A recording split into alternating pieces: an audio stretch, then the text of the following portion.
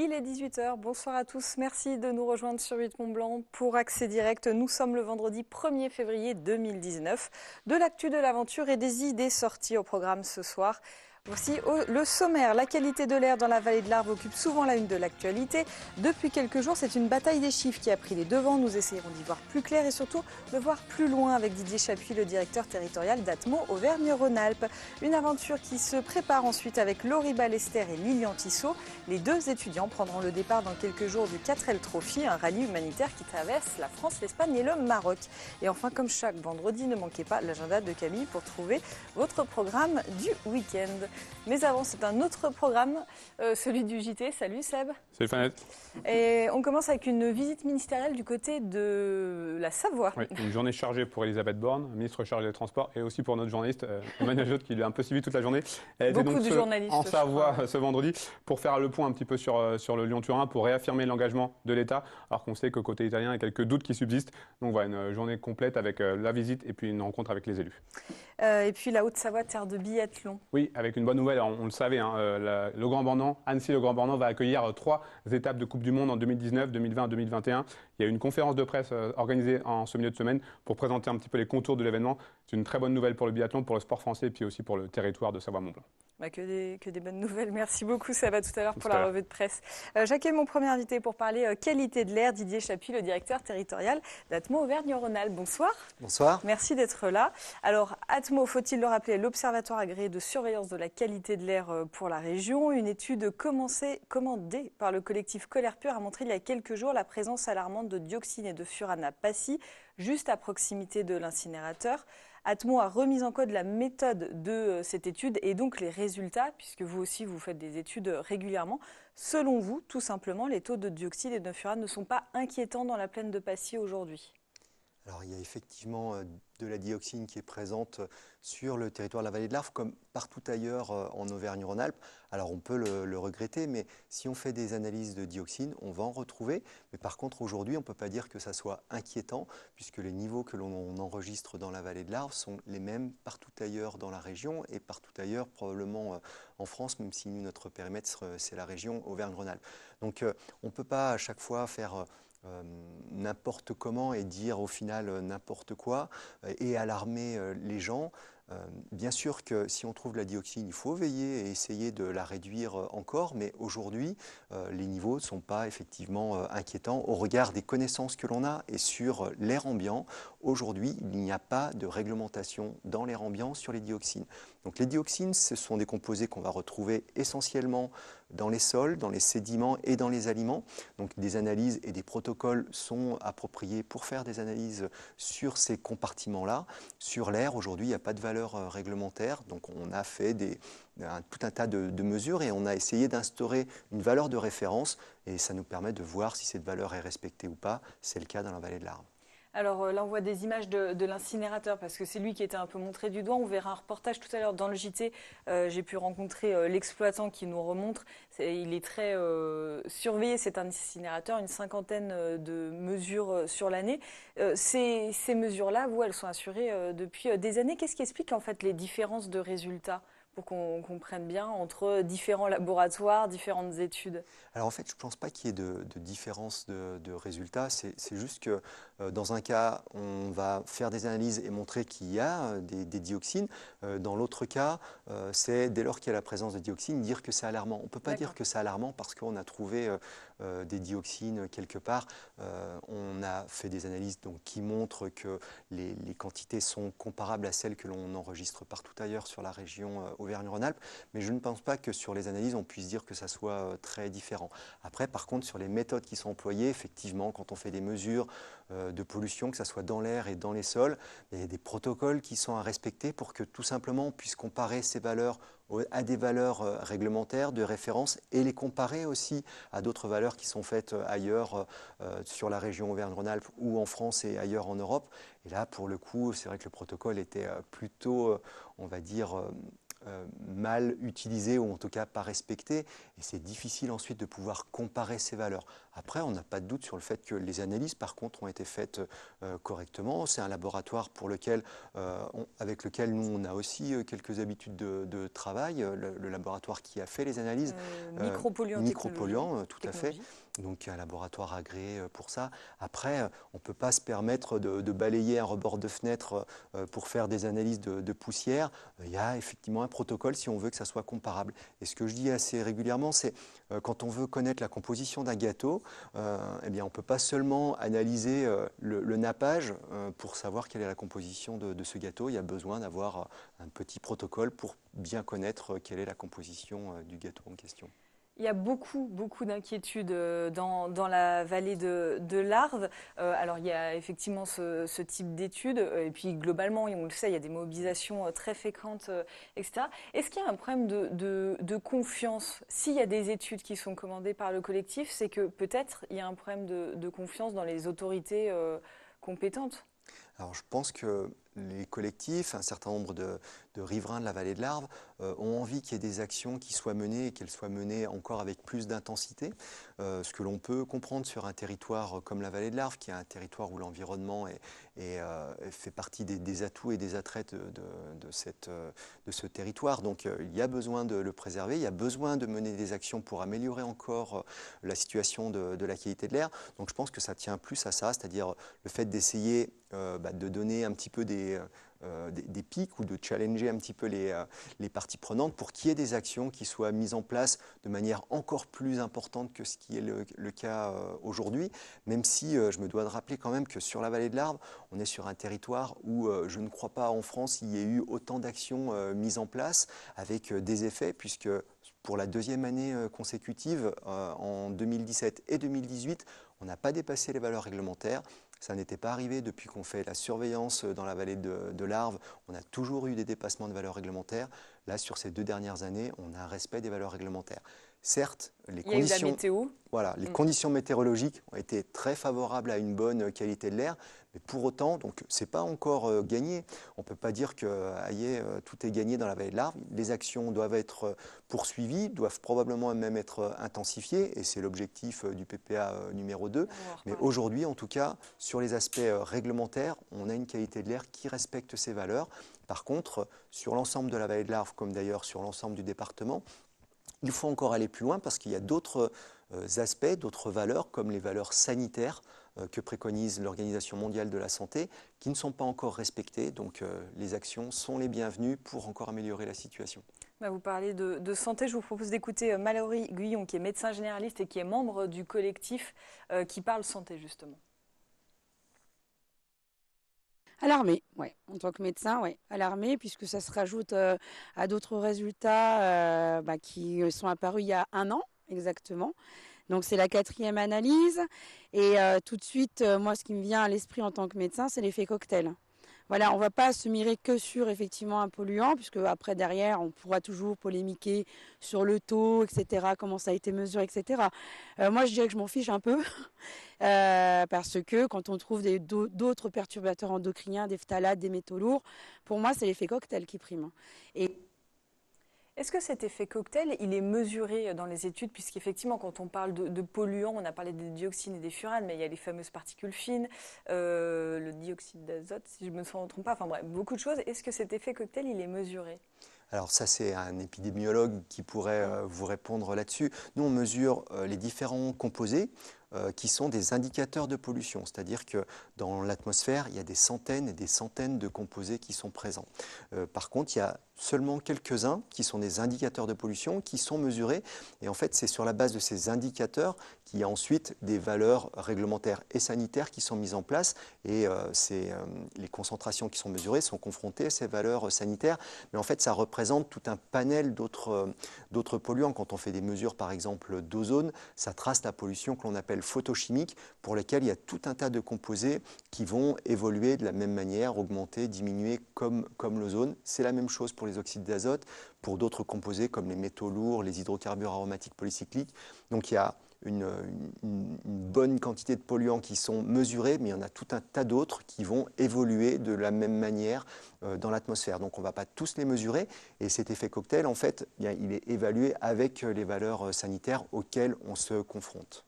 Alors, vous l'avez évoqué, le PPA de l'enquête publique, là, s'est terminé mi-novembre. Il va être arrêté probablement dans quelques semaines. Les attentes, on l'a vu, on l'a compris, sont énormes. Pour vous, la priorité, au regard des résultats que vous constatez très régulièrement, elle est où? Alors, on a encore une priorité qui sont les particules fines, d'une part, les hydrocarbures aromatiques polycycliques, d'autre part, qui sont des composés qu'on va retrouver souvent sur les particules, mais qui sont des composés qui peuvent être dangereux pour la santé.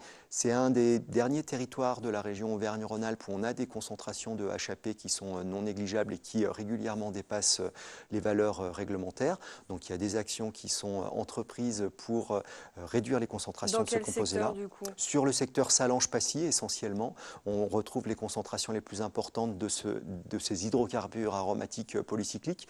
Et dès lors qu'on s'éloigne ou qu'on monte en altitude, les concentrations diminuent. Donc il y a des actions qui doivent être entreprises. Et ensuite, de manière plus générale, les particules en suspension, là, comme partout ailleurs sur le département et sur la région, il faut mener des actions, notamment sur le chauffage, sur le mode de chauffage. Là, on a tout un chacun un rôle à jouer quand on se chauffe trop, quand on se chauffe mal. Et notamment, les anciens chauffages bois qui sont non performants sont une cause de remise en suspension et d'émission de particules dans l'atmosphère. Donc, il y a un travail à faire aussi sur ces appareils de chauffage.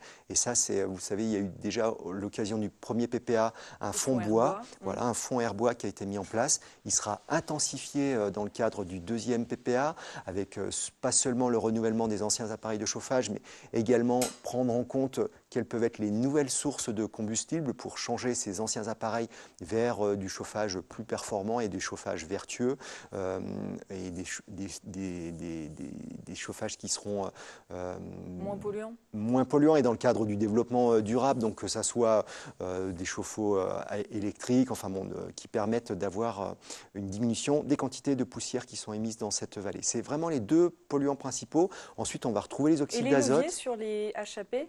Alors, les HAP, c'est aussi chauffage au bois, ça va être lié à cette activité, et aussi des émissions industrielles sur lesquelles il y a des actions qui doivent être entreprises. Dernière question, vous n'êtes pas venu les mains vides, vous êtes venu avec des micro-capteurs. Atmo, depuis le début de l'année, les prête aux particuliers de la vallée. Pourquoi et dans quel but? Alors, ces mesures-là, ce sont des mesures indicatives. Alors, c'est des petits appareils qui coûtent quelques centaines d'euros. Donc, ce n'est pas une mesure qui est aussi précise que les appareils que l'on utilise pour se conformer à la réglementation. Mais par contre, ces valeurs-là, ces appareils-là nous permettent d'avoir des mesures indicatives. Donc, on les prête aux particuliers pour qu'eux-mêmes se rendent compte de quelle est l'évolution des concentrations en fonction de leur propre pratique. S'ils se trouvent près d'un axe qui circule beaucoup, s'ils sont à l'intérieur de chez eux et qu'ils allument un feu de cheminée, s'ils sont sous le vent de la cheminée qui se chauffe, de leurs voisins qui se chauffent au bois. Donc en fonction de leur pratique, quand ils sont dans leur voiture, quand ils prennent leur vélo, quand ils vont en montagne, et qu'ils puissent voir en fait, en fonction de leur comportement, en fonction des endroits où ils se trouvent, comment la qualité de l'air évolue. Et donc c'est pour nous un outil avec des valeurs indicatives et de sensibilisation, effectivement. En fait, c'est de les sensibiliser pour qu'ils se rendent compte qu'eux-mêmes ont un rôle à jouer pour améliorer la qualité de l'air. Et en même temps que ces microcapteurs, on en profite pour leur transmettre un certain nombre d'informations, les former, répondre aussi à leurs questions. Et on sait qu'eux seront bien plus à même de communiquer, on va dire, avec leur famille, avec leurs amis, leurs voisins, que nous-mêmes, on le ferait.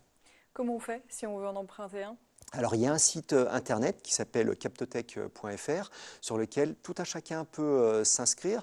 Ensuite, notre intérêt, donc il en aura 150 personnes qui seront choisies pour utiliser ces microcapteurs. L'intérêt, c'est qu'il y ait une diversité de personnes, c'est-à-dire qu'il n'y ait pas seulement des gens qui habitent au fond de la vallée proche du chauffage au bois, mais aussi des gens qui habitent plus haut sur le territoire. Donc, c'est un travail qui est fait en partenariat avec la communauté de communes du Pays du Mont-Blanc.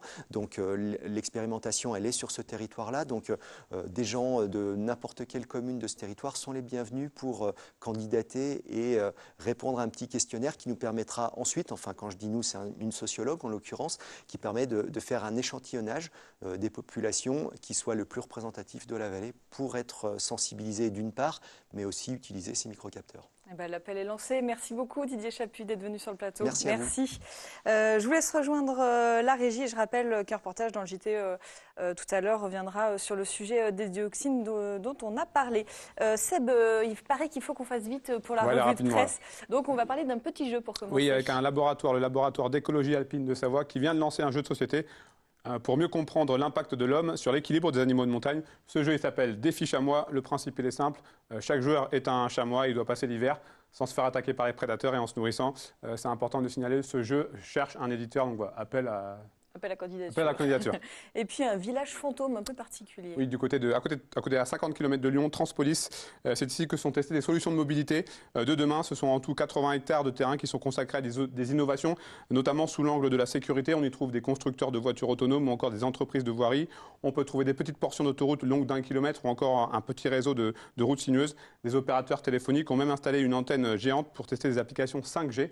Donc voilà, c'est à lire sur le site de la Tribune de Genève.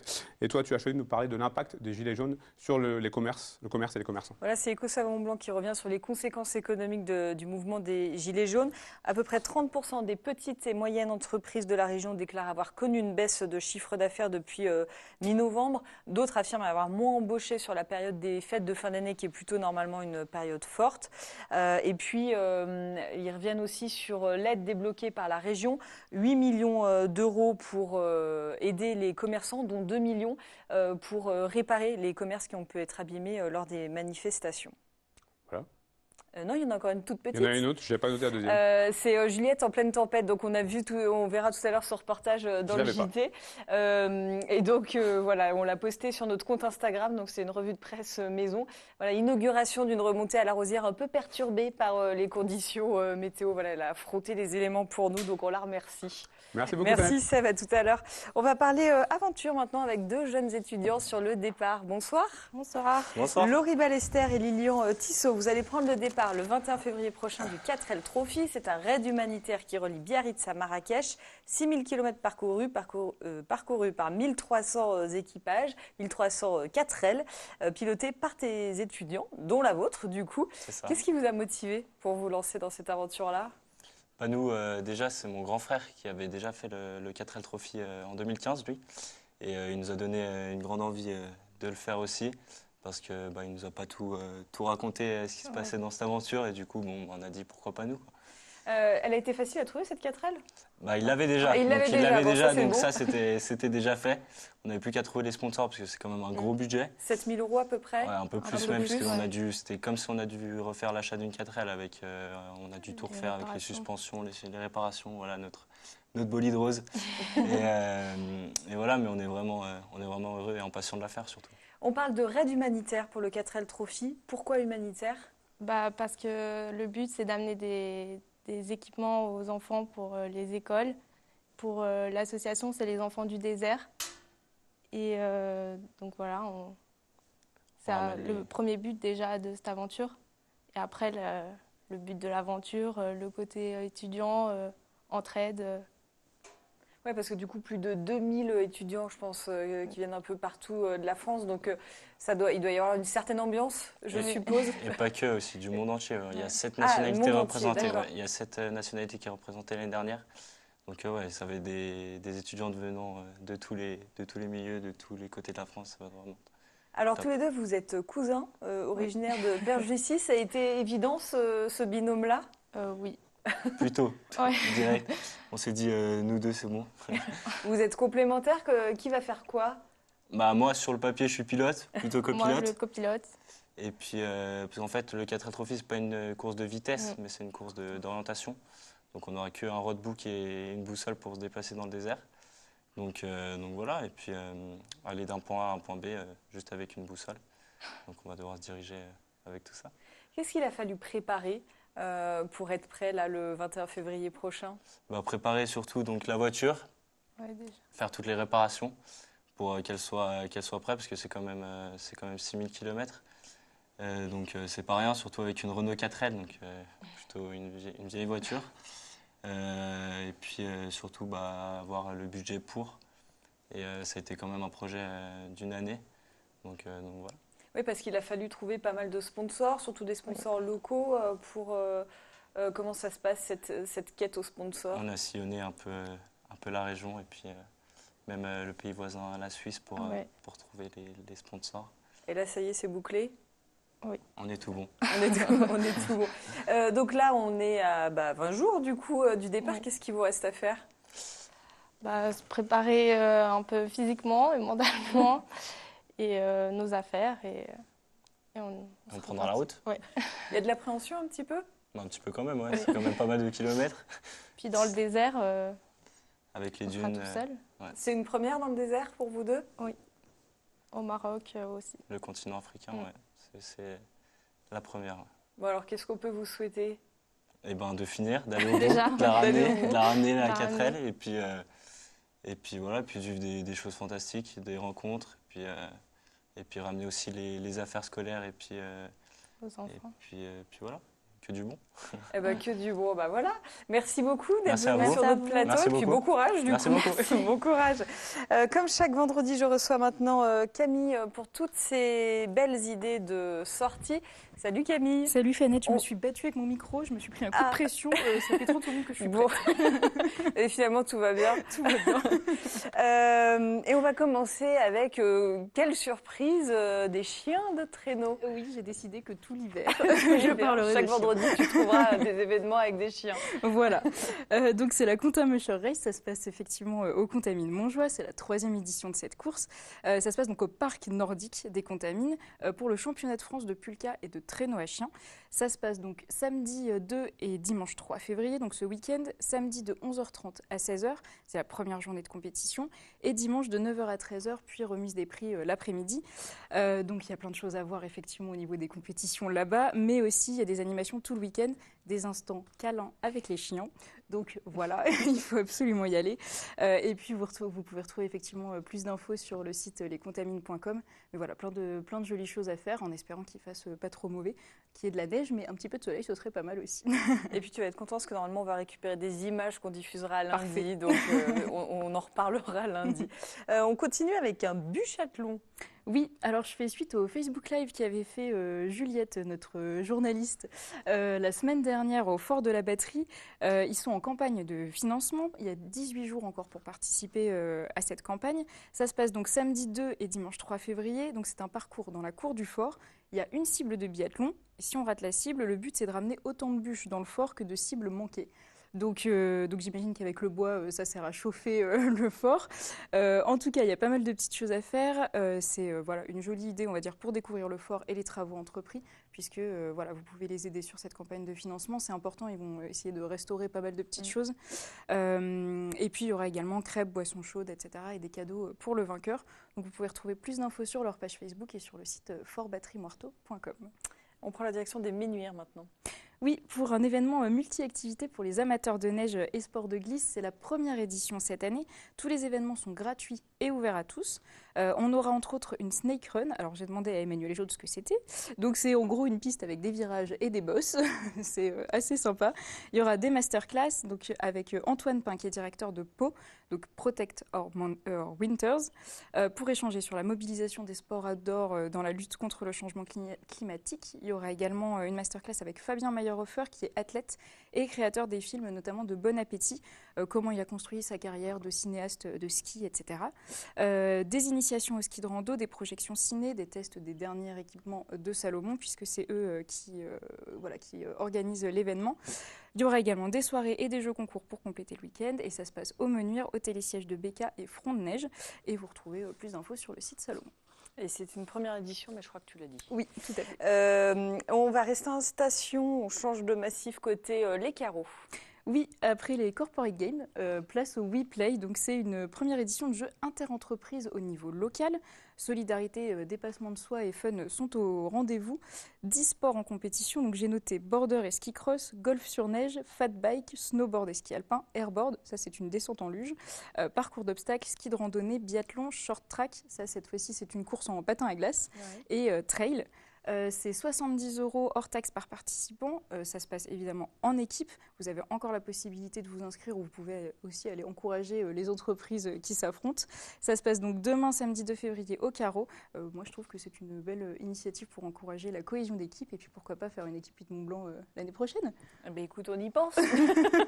Et puis, on va terminer avec une idée mi-plaisir, mi-utile pour les étudiants et lycéens du coin. Je ne savais pas trop comment amener cet événement. Effectivement, c'est un petit peu moins fun que ceux d'avant, mais c'est important si on veut faire un métier qui nous plaît plus tard. Voilà, ça participe aussi au bonheur.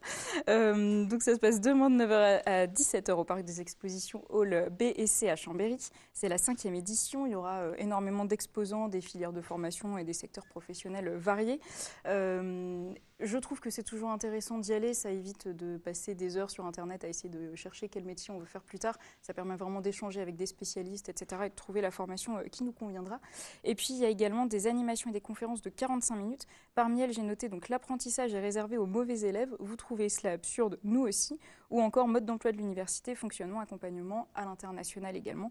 Donc voilà, il y en a une par heure de 9h30 à 15h30. Ça dure 45 minutes, tout est gratuit et vous retrouvez des invitations sur le site de l'étudiant, l'étudiant.fr. Donc voilà, une belle idée sortie aussi s'il fait moins beau ou s'il vous intéresse à son avis. Oui, et puis on peut faire les deux. On peut aussi tout faire. Il y a 2 jours. Merci beaucoup Camille. Merci bien. Le petit rappel des titres qui va bien avec toi, Seb, et on va commencer par parler du Lyon-Turin. Oui, Elisabeth Borne, la ministre chargée des Transports qui était en Savoie aujourd'hui, toute cette journée de vendredi, elle a visité le tunnel, le chantier, elle a rencontré les élus locaux pour faire un petit peu le point. On sait que côté italien c'est un petit peu compliqué, elle a tenu à réaffirmer l'engagement de l'État. Et puis on parlera aussi biathlon. Avec une triple bonne nouvelle pour les amateurs de biathlon. 3 dates, 2019, 2020, 2021, Coupe du Monde de biathlon sur le stade Sylvie Bécart. Donc ça promet du très très grand spectacle. Merci beaucoup Seb. On ne bouge pas, vous non plus. Une petite page de pub et tout de suite c'est le JT.